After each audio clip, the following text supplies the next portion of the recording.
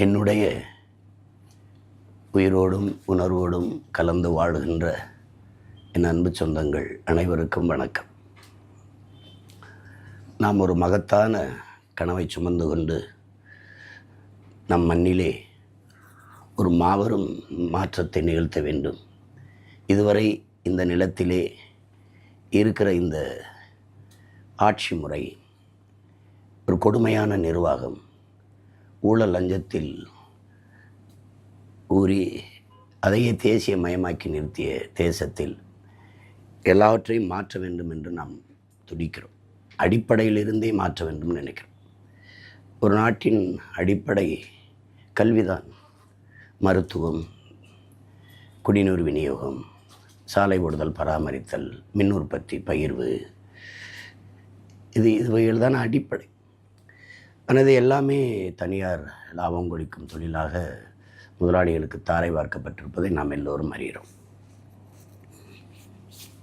எல்லா வளமும் வைத்துக்கொண்டு நம் நாடு ஏழ்மை வறுமையில் சிக்கி தவிப்பதற்கும் பல லட்சக்கணக்கான கோடிகளை கடன் பெற்று நிர்வாகம் செய்வதற்குமான நிலைக்கு வந்தது காரணம் 28 விழுக்காட்டு மக்கள் இரவு உணவு இல்லாமல் உறங்க செல்கிறார்கள். பல கோடிக்கணக்கான பச்சிளங்குழந்தைகள் பசியோடு படுக்க செல்கிறார் என்றால் அது காரணம் இந்த நிர்வாக சீர்கேடு. அதுக்கு முதன்மையான காரணம் ஊழல் லஞ்சம்தான்.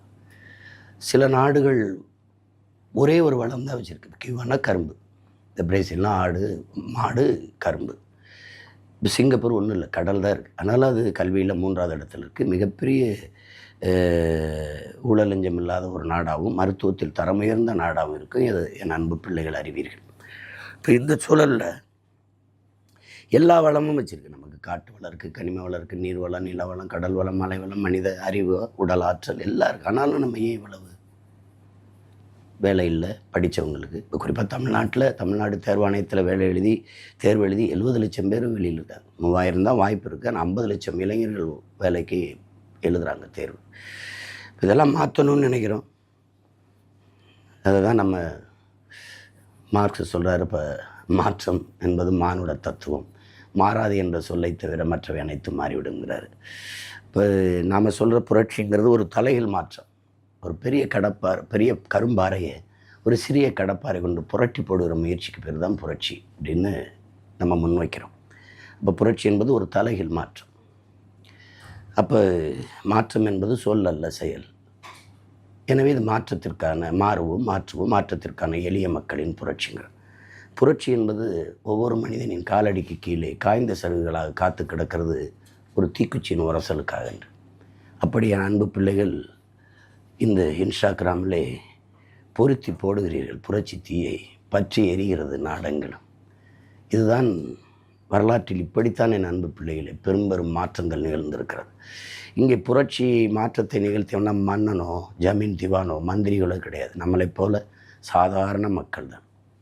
அப்படி தான் மார்க்ஸு, அப்படி தான் எங்கெல்ஸு, அப்படி தான் பிளாட்டோ, அப்படி தான் சாக்ரட்டிஸ், அப்படி தான் அரிஸ்டாட்டில், அப்படி தான் புத்தன், அப்படி தான் பூலே, அப்படி தான் எல்லாரும், அப்படி தான் அண்ணல் அம்பேத்கர், அப்படி தான் நம்ம நிலத்திலே, இங்கே இந்த நிலத்திலே நம்முடைய பாட்டன் வ.உ. சிதம்பரனார், தாத்தா காமராஜர், தாத்தா முத்துராமலிங்க தேவர், நம்முடைய தாத்தா சிங்காரவேலர், ஜீவானந்தம், அயோத்தியாச பண்டிதர் பாட்டன், தாத்தா ரெட்டமலை சீனிவாசன், எம்.சி. ராஜா, நம்ம அத்திப்பாக்கம் வெங்கடாசல நாயக்கர், இப்படி பல்வேறு மேதைகள் சிறு சிறு நெருப்புகளாக இருந்து பற்றி சேர்ந்து பெருநெருப்பாக புரட்சி தீயை பற்ற வைத்த பெருமக்கள் இப்படி தான். அந்த கனவுகளை எல்லாம் சுமந்து தான் அவர்களுடைய வழியில் பயணித்து தான் நாம் இந்த பணியை செய்கிறோம். அப்போ இதெல்லாம் முடியுமான்னா எதுவும் முடியாது. சாத்தியத்திலிருந்து எது ஒன்றும் பிறப்பதில்லை, தேவையிலிருந்து தான் பிறக்கிறது. தேவையே கண்டுபிடிப்பின் தாய். Demand is the mother of invention சொல்கிறது காரணம் அதுதான். தேவைப்படுது, படைக்கிறான். தொலை தூரத்தில் உன்னோட தொடர்புன்னு நினைக்கிறான், தொலைபேசி வருது. கல் முள்ளும் குத்துது, சுடுது, அப்போ கால் செருப்பு தேவைப்படுது, படைக்கிறான். கடல் கடந்து போகணும்னு நினைக்கிறான், அப்போ படகு வருது, பாய்மரம் வருது, படகு வருது, பிறகு கப்பல் வருது. விரைந்து செல்லணும்னு நினைக்கிறான், மயில் வந்து வருது. விரைந்து பறந்து போகணும்னு நினைக்கிறான், பறவை பார்க்குறான், அது மாதிரி பறக்கணும்னு நினைக்கிறான், விண்ணூர்தி வருது. இப்படி தேவைதான் கண்டுபிடிக்குது. இப்போ நம்ம முன்வைக்கிற அரசியல் தேவையா தேவையில்லை. அப்போ அது லலிதர் சேகவரா சொல்கிற மாதிரி நாங்கள் சாதாரணமானவர்கள், ஆனால் அசாதாரணமான ஒன்றை கனவு காண்பவர்கள் என்கிறார். அப்போ அதை தான் நம்ம செஞ்சுக்கிட்டு இருக்கோம். சாத்தியமில்லாதது என்று எதை சொல்கிறார்களோ அதை சாத்தியப்படுத்துவ செயலுக்கு பேர் தான் புரட்சி. அதுதான் மாறுதல். அதை சாத்தியப்படுத்துகிறவனுக்கு பேர் தான் புரட்சியாளர். அப்படி தான் நம்மளுக்கு இருக்கிற ஒரே சிக்கல் இங்கே ஊழல் லஞ்சத்தை ஒழிப்பதோ, வேலையின்மையை போக்குவதோ, பசி பஞ்சத்தை போக்குவதோ, அல்லது நீர்வளத்தை பெருக்குவதோ, காடுகளை மீள்கட்டமைப்பு மறு உருவாக்கம் செய்வதோ, சிதைந்த அழிந்த நம் மொழியை மீட்டுருவாக்கம் செய்வதோ, மறைக்கப்பட்ட வரலாற்றை மீட்டுருவாக்கம் செய்வதோ, அதெல்லாம் நமக்கு சிக்கலாக தெரியலை. நமக்கு இருக்கிற ஒரே சிக்கல் இழந்த வளத்தை திருப்பி உருவாக்க முடியாது. இப்போ மீத்தேன் ஈத்தேனோ நிலக்கரி பழுப்பு நிலக்கரியோ அது தீர்ந்து விடுகிற வளங்கள். ரெண்டாவது அது பூமி தாயின் ரத்தம், அதெல்லாம் தோல் ரத்தம் இதயம் அப்படி. இப்போ அதில் நம்முடைய தாயின் மாறாக இருக்கிற மலை, ரத்த நரம்புகளாக இருக்கிற நதி, இதையெல்லாம் கொல்லப்பட்டது, சிதைத்து அழிக்கப்பட்டது. இந்த வடக்கொள்ளை தான் பெரிய கவலையை தருது. அது எதனாலும் மறுகட்டமைப்பு செய்ய முடியாது. ஏன்னா இயற்கையின் அரும்பெருங்கொடை. அது ஒன்று தான் நமக்கு கவலை அளிக்குது. அது முற்றிலும் முழுதாக அழிவதற்கு முன்பு நம்ம அதிகாரத்துக்கு போயிடணும்.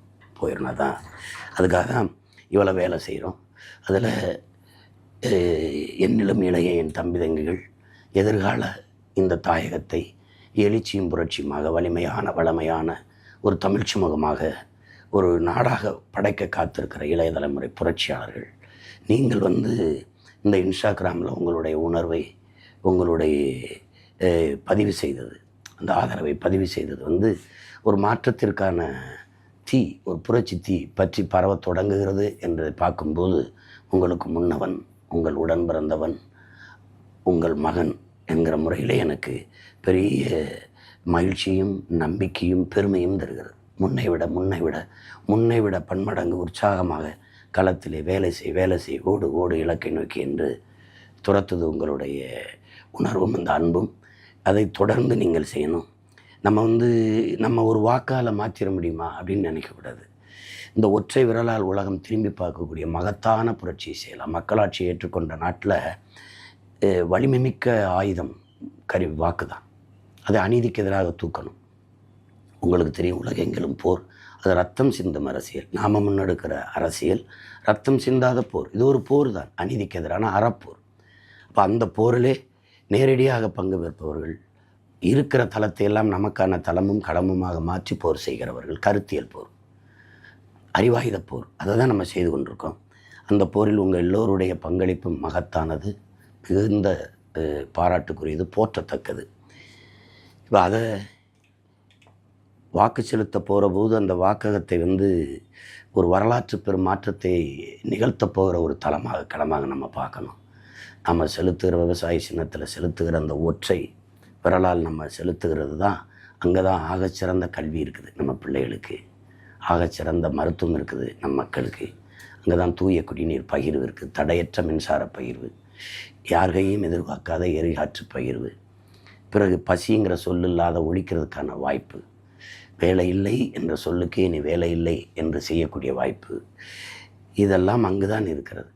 ஒரு உலகத்தின் தலை சிறந்த நாடாக கல்வியில் மேம்பட்டு மருத்துவ தரம் உயர்ந்து எல்லாருக்கும் வேலை, கல்விக்கேற்ற வேலை, அதை கொண்டு வாழ்கிற பெருமை மிக்க வாழ்வு என்று தன்மானத்தோடு தலை நிமிர்ந்து வாழ்கிற ஒரு தற்சார்பு வாழ்வு, ஒரு பூமியின் சொர்க்கமாக மாற்றி படைக்கிற அரிய வாய்ப்பு, உலகத்தின் தலை சிறந்த நாடாக நம் தாய்நாட்டை மாற்றி காட்டுகிற வாய்ப்பு, வரலாறு அங்கே தான் தந்திருக்கிறது.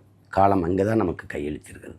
கவனமாக என் உடன் பிறந்தார்கள், பேரன்புமிக்க என் பெற்றோர்கள், என் பாசத்திற்குரிய என் தம்பி தங்கைகள், நாளை என் நாட்டின் எதிர்கால நம்பிக்கைக்கு. நாடு உங்களுடையது. இந்த நாடு எப்படி பார்த்தாலும் நம்முடையது. நாம் தான் அதற்கு பொறுப்பு. அதனால் கவனமாக நம் வாக்கை செலுத்தணும். இப்போ மற்ற கட்சிகள் வெல்வது ஒரு சாதாரண நிகழ்வு தான். வென்றிருக்கார்கள் ஒரு சாதாரண சம்பவம். ஆனால் நாம் தமிழர் கட்சியின் வெற்றி என்பது வரலாற்றில் மாபெரும் புரட்சி, சரித்திரத்தில் மகத்தான சாதனை. வாக்குக்கு காசு கொடுக்கல, இலவச ஏமாற்ற அறிவிப்புகள் இல்லை, காசை தராமல் கருத்தை முன்னிறுத்தி, கோடிகளை முன்னிறுத்தாமல் உயர்ந்த கொள்கையை முன்னிறுத்தி, ஒரு கனவை கண் முன்னாடி மக்களுக்கு முன்னாடி விரித்து, எளிய பிள்ளைகள், எந்த பின்புலமும் இல்லை, மந்திரி மகனோ முதலமைச்சர் வாரிசோ அல்லது சாதி சொல்லியோ மதம் சொல்லியோ அந்த உணர்வை தூண்டி அரசியல் செய்யாமல், இறந்து போன மொழி, இறந்து போன இன உணர்வு, மான உணர்வு, அதை உசிப்பி தட்டி எழுப்பி இன்றைக்கி ₹1 வாக்குக்கு கொடுக்காம 36 லட்சம் வாக்கை பெற்று மக்களினுடைய நன்மதிப்பை பெற்று தனித்து தொடர்ந்து நின்று 3வது பெரிய கட்சியாக வளர்ந்து தனித்து நின்று முழு இசைவு அங்கீகாரம் பெற்ற தேர்தல் ஆணையத்தால் அங்கீகாரம் பெற்ற ஒரு மாநில கட்சியாக உயர்ந்திருக்கணும். இதெல்லாம் நம் மக்கள் தந்த நம் மீது வச்சிருக்க நம்பிக்கையும் மதிப்பும் அந்த அன்பும் அந்த 3வதாக நிற்கிற நாம் உறுதியாக முதலாவதாக வர முடியும். அதையும் நம் மக்கள் 3வது உயரத்திற்கு தூக்கி கொண்டு வந்தவர்கள் முதலிடத்துக்கு கொண்டு போய் வைக்க மாட்டார்கள் என்று சொல்ல முடியாது. நம்மக்கிட்ட இருக்கிறது உழைப்பு மட்டும்தான். எப்படி பார்த்தாலும் வெற்றிக்கு இருக்கிற ஒரே வாய்ப்பு கடுமையான உழைப்புங்கிறாங்க. அதை தான் நம்ம செய்து கொண்டிருக்கோம். வரலாறு நமக்கு வழிகாட்டுகிறது, சத்தியம் நமக்கு சான்றாக இருக்கிறது. புரட்சி எப்போதும் வெல்லும். நம் வெற்றியும் அதை சொல்லும். நம் இலக்கு ஒன்றுதான், இனத்தின் விடுதலை. இனம் ஒன்றாவோம், இலக்கை வென்றாவோம். தமிழ்த்தாய் வாழ்க, தலைவர் பிரபாகரன் வாழ்க. விவசாய சின்னத்திற்கு வாக்களிப்போம், வருங்கால தலைமுறைக்கு வாழ்வளிப்போம்.